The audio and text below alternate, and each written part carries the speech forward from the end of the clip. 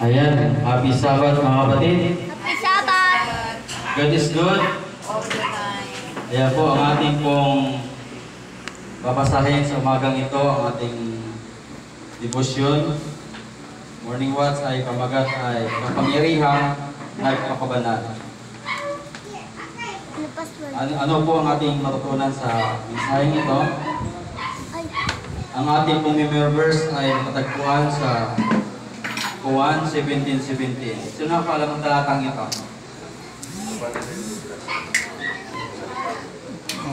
Ayan, sabi dito, pakabanalin mo sila sa katotohanan, ang salita mo'y katotohanan. Kailang binanggit ni Jesus Christ ang salitang ito? Ito po yung panalangin ni Jesus Christ tungkol sa kanyang mga alagad bago siya umakyat sa langit. Ang kanyang kahilingan sa Ama sa kanyang mga alagad, sabi niya, pakabanalin mo sila sa katotohanan, ang salita mo'y katotohanan. Isa sa pundasyon ng ating pamantayan sa ating buhay ay ang salita ng Diyos, sapagkat ito po ay katotohanan. So ang nais na iparating sa ating lesson ngayon ay kailangan daw maging banal tayo sa katotohanan. So ating basahin mga kapatid, ang ating morning watch, ano ang itinuturo sa atin dito? Sabi dito, ang katotohanan ating ipinahayag ay walang pakinabang sa atin, malibang tayo ay pabanalin sa pamagitan nito. So yung atin ang pinapahayag ng katotohanan o pahayag ng salita ng Panginoon ay walang bisa maliban kung tayo po ay pabanalin sa pamagitan nito. Sa ating pagpapahayag sa mensahe ng Panginoon, unang-una, dapat nating malaman kung ano yung salita ng Panginoon. Ang salita ng Panginoon, ito po yung katotohanan dapat nating maunawaan sa ating buhay. Ano ang kayang gawin ng banal na kasulatan sa ating buhay? Sabi ng Timoteo, ang lahat ng kasulatan ay pinasihan ng Diyos, mapakinabangan saan? Sa pagtuturo, sa pagsaway, sa pagsansala, sa pagtutuwid, sa kasasanay ng katuwiran, upang ang tao ng Diyos maging ganap sa lahat ng gawang mabuti. Ito ang kayang gawin ng banal na kasulatan sa ating buhay. Magturo, magtuwid, at magsanay sa katuwiran. So sabi sa ating lesson, mga kapatid, ay sabi nito, ang katotohanan ng ating pinahayag ay walang pakinabang sa atin, malibang tayo'y banalin sa magitan nito. So kung ang salita ng Panginoon ay katotohanan, sino ang magpabanal sa atin para magkamit ito ng kapangyarihan sa ating buhay? So ang Biblia, mga kapatid, ang banal na Espiritu ang siya magtuturo sa atin para matutunan natin ang banal na kasulatan. At ang banal na Espiritu rin, mga kapatid, ang magpabanal sa atin sa magitan ng pag-aral sa katotohanan ito. So sabi dito, habang ang pagkakamali ay nanaig sa gaanong lawak ng ating lupain, nais nating malaman kung ano ang katotohanan.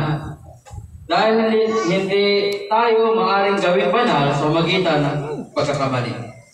So kapag mayroong kamalian sa ating buhay o mga hindi ayon sa ating Panginoon, hindi daw tayo maaaring gawin banal sa magitan ng ating mga pagkakamali. So kailangan, mga kapatid, kung tayo po ay maging banal, hindi natin kaya ipahayag ang katotohanan kung tayo ay hindi banal. Walang kapangyarihang mangaral isang tao kung siya po ay mayroong tinatawag na hindi ayon sa kalooban ng Panginoon. Walang kapangyarihan, no? Kaya sabi nito, kung mas mabuting maintindihan natin ang katotohanan na nasa salita ng Diyos, mas malaman natin kung paano pabanalin ang ating buhay sa magitan ng salita ng Diyos. Sabi nito, kung mas mabuting maintindihan natin ang katotohanan ng salita ng Panginoon. Ang mahalaga nito, maintindihan natin yung katotohanan na nahayag sa kanyang salita. At kapag naintindihan natin yung katotohanan sa nahayag sa kanyang salita, alam naman tayo, kapatid, niyang magtuturo sa atin salita ng Panginoon, kundi ang banal na Espiritu. Siya magtuturo, siya rin magpapaalala sa kanyang itinuturo sa pamamagitan ng salita ng ating Panginoon Kristo. Kaya sabi nito, mas malaman natin kung paano pabanalin ang ating buhay sa pamagitan ng salita ng Diyos. Ang mahalaga ito kapatid, yung maunawaan, maintindihan ang katotohanan tungkol sa nahayag sa salita ng Panginoon. At kapag naunawaan daw dito, naintindihan, malalaman natin kung paano pabanalin ang ating buhay sa pamagitan ng salita ng Diyos. Ito po yung sabi. Sabi dito, tayo ay nasa mundong ito bilang mga sinusubukan at sinusubok tayo ng Diyos sa pamagitan ng pagbibigay sa atin ang pagkakataong sundin ang kanyang katotohanan. Isang napakabanal na bagay ang mamuhay sa panahong ito ng mundo. At hindi tayo dapat masiyahan malibang kung mayroon tayong buhay na kaugnay sa Diyos ng langit. At dapat tayo magkaroon ng kaisipan ng ating pananagutan sa Kanya bawat araw ng ating buhay. Ayan. Mayroong mga tinig na marinig natin sa ating paligid upang ilayo tayo mula sa katotohanan. So marami ang kapatid ang minsan nagdi-distract sa atin sa pag-aaral ng Biblia. Minsan mas malawak yung tinig ng sanlibutan kaya tayo para mag-aaral ng Biblia. No? Ito raw yung mga pakana. No? Mayroong mga tinig na maaaring marinig natin sa ating paligid upang ilayo tayo mula sa katotohanan. Sabi dito, ngunit kung tayo'y nakatuon sa kaltuyan ng Diyos at nagsikap na gawin ang kanyang kalooban, marinig natin ang kanyang tinig at malaman natin na ito ay tinig na mabuting pastor. Sabi dito, ang ating pamuhay sa libutan, maraming nagdidistract o maraming humihikayat ng mga tinig. Pero tayo, kung ituon daw natin ang ating pag-iisip sa kaltiyan ng Diyos at nagsisikap tayong gawin ang kanyang kalooban, marinig daw natin ang tinig nagmumula sa ating Panginoon at maunawaan natin. So, sabi nga ng Apokalipsis, yung sabi doon sa banal na Espiritu, kung makinig kayo, sinasabi ng Espiritu ng Iglesia. Ang pakikinig mga kapatid, ito'y mahalaga. Kasi kapag napakinggan mo ang salita ng Panginoon at yung tinig ng Panginoon na mula sa Kanya, magkakaroon ka ng tinatawag na pagbabago. Sabi nito, at isang bagay mga kapatid ang aking natutunan mga kapatid sa pag-aaral ng salita ng Panginoon, yung tinatawag na pakikinig sa sinasabi ng Espiritu. Kapag mga kapatid ay nag-aaral ako mga kapatid, pag nadidistract minsan talaga yung agaw ng sanlibutan ay malakas. Katulad ng YouTube, Facebook. Kapag sinabihan ka ng Espiritu Santo na magbasa ka, kapag hindi mo sinunod mga kapatid, nadadaig ka na. Naranasan niyo ba ang ganito? Kapag sinabi ng banal na Espiritu, manalangin ka. Pag hindi mo sinunod yun, alipin ka na ng iyong binabalingan ng iyong isip. Yan ang mga kapatid ang patuloy kong pinapanalangin sa Panginoon sa aking buhay. Isa rin sa kahinaan sa aking buhay. Kasi mga kapatid, pag nagsalita ang banal na Espiritu, magbasa ka, mag-aaral ka ng Biblia, pag sundin mo, napakaganda ang pagkaunawa mo sa salita ng Panginoon. Magkaroon ka ng tinatawag na yung binabasa mo, maunawaan mo. Pero pag hindi mo sinunod mga kapatid, yung gustong iparating ng banal na Espiritu, hindi mo maunawaan. Mahalaga po yung pakikinig, no? Hindi man natin nakikita ang Diyos, pero sa magitan ng bulong kanyang banal na Espiritu, marinig natin ang kanyang tinig. Ang kailangan ng mga kapatid, sabi ng sulat ng G. White, sumunod tayo sa sinasabi ng banal na Espiritu. Kasi siya po yung magtuturo, siya rin yung magpaalala sa ating pinapakinggan. Sa magitan natin pag-aaral sa salita ng Panginoon. Kaya sabi dito, napakahalaga natin maunawaan ang tinig ng salita sa atin. So, nasubukan niyo na mga kapatid na may nag-udsok sa inyo na, uy, magbasa ka ng Biblia. Sino naka-experience niyan? Alam natin, lahat tayo naka-experience niyan eh. Kasi ang banal na Espiritu, gumagawa talaga siya. Minsan mga kapatid, ang ating pinapakinggan, yung ating gusto at ating mata. Di ba? Kapag nagbabasa natin ng Biblia, anong resulta? Pag walang gusto, naantok na. Kailangan itong malabanan natin, mga kapatid, sa pamagitan ng panalangin. Kaya nga ang panalangin, mabisa at makapangyarihan. Kaya sabi nito, May mga tuksong darating sa bawat isa sa atin. Lahat tayo ay may iba't ibang pagsalubin na dapat lagpasan. May iba't ibang tukso na dumating sa atin. Pero sabi nito, bawat isa sa atin, lahat tayo ay may iba-ibang salubin na dapat lagpasan. At paano natin malaman na ginagawa natin ang gawain ito araw-araw? Tanong mga kapatid, sabi nito, paano natin malaman na ginagawa natin ang gawain ito araw-araw? Tanong dito. Sabi nito, sagot, dapat tayong tumingin sa salamin at ang banal na utos ng Diyos. So bakit binabanggit dito yung salamin at ang banal na kautosan ng Panginoon? Kasi mga kapatid, ang kautosan ng Panginoon, nag-ulat siya sa salamin. Kasi ang gawain ng kautosan, siya po yung napapakilala ng ating depekto o karakter. Kapag titingin ka sa kautosan, makikita mo yung pagiging makasalanan. At kapag nakita mo na nagkakamali ka, nakalabag ka sa kautosan ng Diyos, ano ang gagawin mo para malinis kasi yung kasalanan? Lalapit ka kay Jesus Christ. Ikumpisal mo ang kasalanan sa ating Panginoon Kristo. At pag bumalik ka sa kautosan, malinis ka na sa harapan. Kasi ang sa kautosan, gaya ng isang salamin. Kaya sabi nito, napaganda, no? Dapat tayong tumingin sa salamin at ang banal na utos ng Diyos. At doon matuklasan ang ating depekto sa ating karakter. Kasi ang gawain ng kautosan, siya na papakilala ng kasalanan. Ayan, napaganda. Ang banal na utos ng Diyos. At doon ay matuklasan natin ang depekto ng ating karakter. Sabi nito, napakahirap ng bagay para sa isang tao na munawaan ng kanyang sarili. Totoo yan, kapatid, makahirap. Kapag pag-aralan mo yung buhay, hindi mo malaman kung ano ang iyong ginagawa. Pero pag titignan mo ang Diyos at ang kanyang karakter, makikita mo yung iyong pagiging makasalanan. Kapag nakikita yung pagiging makasalanan, kapatid, ano ang bunga? Magsisisi ka. Katulad ni Isaias, nung makita niya ang kalahatian ng Panginoon, nakita niya ang kanyang pagiging makasalanan. Anong ginawa sa kanyang Panginoon? Tinimpo ang kanyang bibig at siya nagiging malinis. Isa lang kapatid bagay na dapat ang ating pagtingin doon sa Diyos na banal. At kapag tinitingnan natin ang Diyos ang banal, makikita natin ang pagiging makasalanan. Lalapit tayo sa Diyos at tayo magiging malinis sa pamagitan ng dugo ng ating Panginoon. Kaya sabi nito, dapat nating suriing mabuti upang makita kung may isang bagay na dapat alisin sa ating buhay. Napakahalaga, no? Dapat daw nating suriing mabuti ang ating sarili upang kung may isang bagay na dapat alisin sa ating buhay.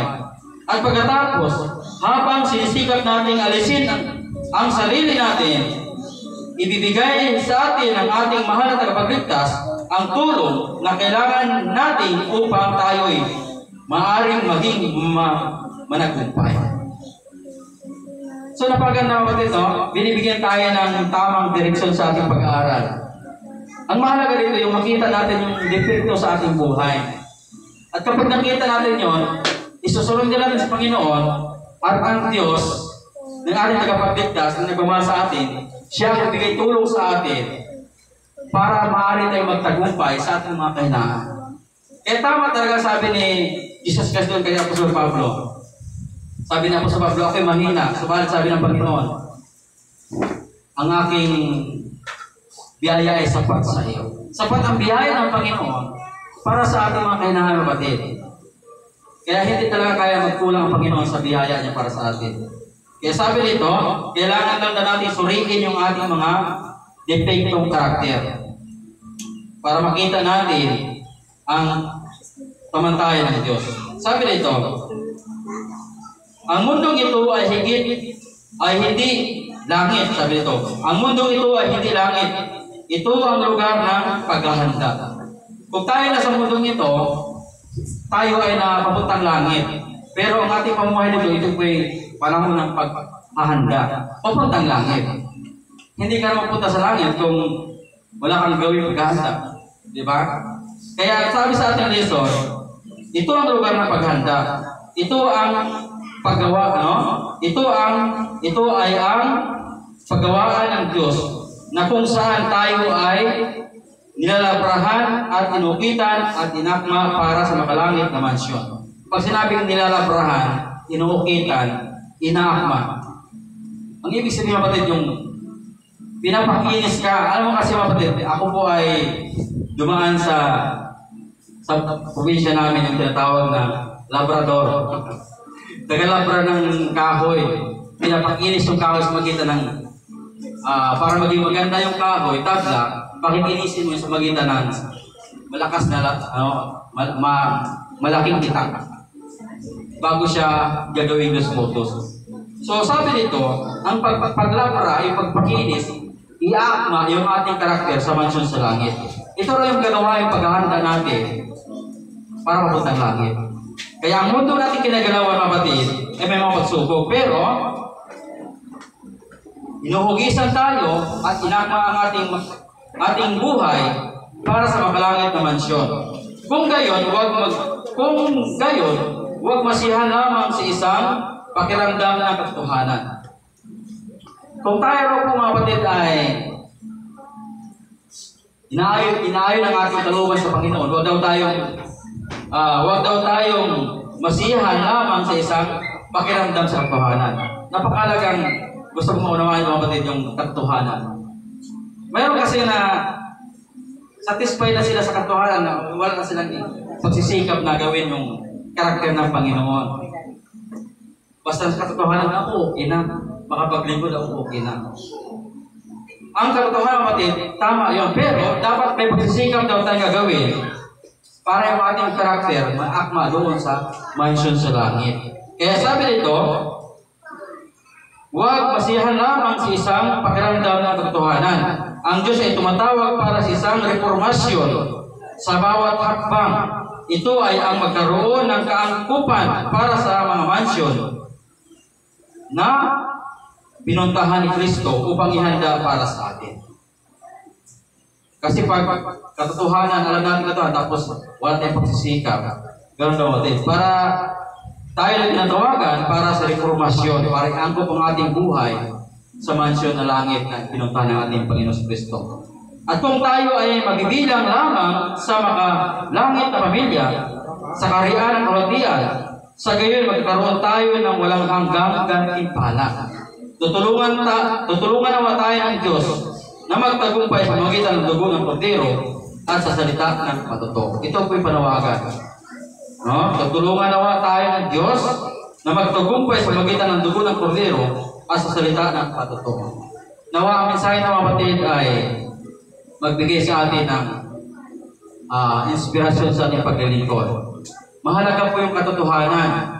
Matatagpuan natin ang katotohanan sa magitan ng salita ng Panginoon. Pero, kailangan din tayo maging banal sa katotohanan. Hindi tayo maging banal kung hindi natin alam ang katotohanan. Kasi, ang banal na kasulatan, siya po yung magtuturo, magsasaway, magtutuwid sa atin para tayo masanay sa katwiran. Sabi sa 17 ng Timoteo, upang ang tao ng Diyos maging ganap, sakta sa lahat ng gawang mabuti. So, ang magtuturo sa atin, ang banal na Espiritu, siya rin po magpapabanal sa atin. Basahin ko nga itong Tesalonica. Isang talata para matapos tayo. Sino ang magpapabanal sa atin sa katotohanan? Ayan.